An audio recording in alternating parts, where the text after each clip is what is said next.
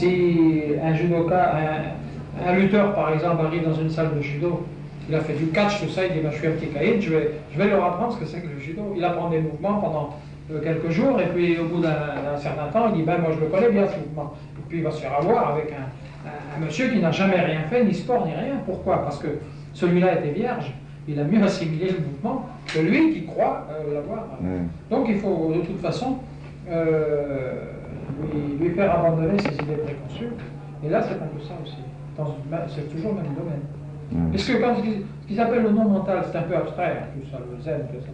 Le non mental, on s'imagine qu'il ne faut plus penser, plus réfléchir. C'est pas vrai. Il ne faut pas forcer sur le mental. Il faut éliminer les pensées parasites. Oui. Éliminer les pensées parasites, c'est-à-dire pas dévier de la rivière. C'est-à-dire qu'il faut rester dans le lit de la rivière toujours.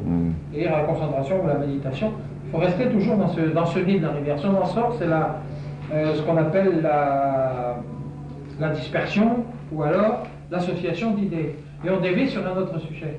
Par l'association d'idées, on dévie sur un... C'est ce que cherche souvent l'occidental. Il discute, et puis il dit, tiens, on a discuté sur un nombre infini d'idées parce qu'on a dévié, on a eu ce qu'on appelle l'association d'idées. D'un sujet, on passe à un autre, et ainsi de suite. Et ça, c'est l'erreur. C'est ce qu'il ne faut pas faire. C'est ce que font les ennemis, justement, rester dans le sujet. Aussitôt qu'on dévie du sujet, on doit rappeler alors, paf, et revenir dans le sujet. Parce que de toute façon, le judo, c'est pareil, évidemment. Alors, il faut rester dans le lit de la rivière. Bon, dans le monde mental, on ne dit pas qu'il ne faut plus penser, qu'il faut être un abruti total, c'est pas ça du tout. Il faut faire le vide du mental de façon à ce que le mental absorbe, c'est-à-dire que le cerveau qui est un instrument, n'étant plus parasité par un tas de pensées ou abstraites ou concrètes, mais enfin un tas de pensées qui viennent un peu perturber et faire des interférences. Aussitôt qu'il y a quelque chose, une révélation qui peut se faire, une illumination, parce qu'ils appellent ça l'illumination, le cerveau est vierge, là, paf, et il va choper tout de suite et comprendre. Et une fois que la personne a compris, ça c'est, on peut donner comme exemple d'aller à vélo ou d'apprendre à nager. D'un seul coup, ça part et puis c'est fini, ça y est, on tient sur l'eau ou on tient à vélo.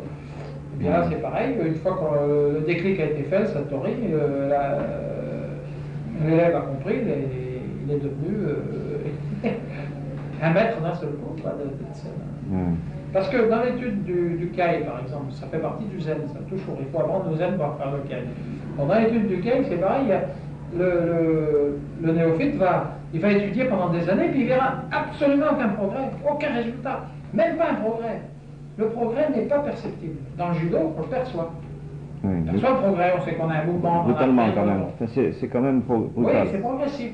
D'ailleurs, pour ça, il y a des ceintures. Enfin, par escalier. C'est par escalier. C'est pour ça qu'il y a les ceintures. Bon, les ceintures, c'est les degrés. C'est par degrés, quoi.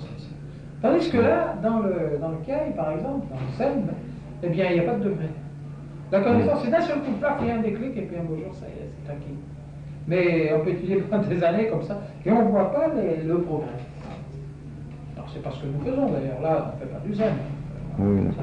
L'Européen aurait du mal à faire du Zen, parce que l'esprit n'est pas adapté au Zen.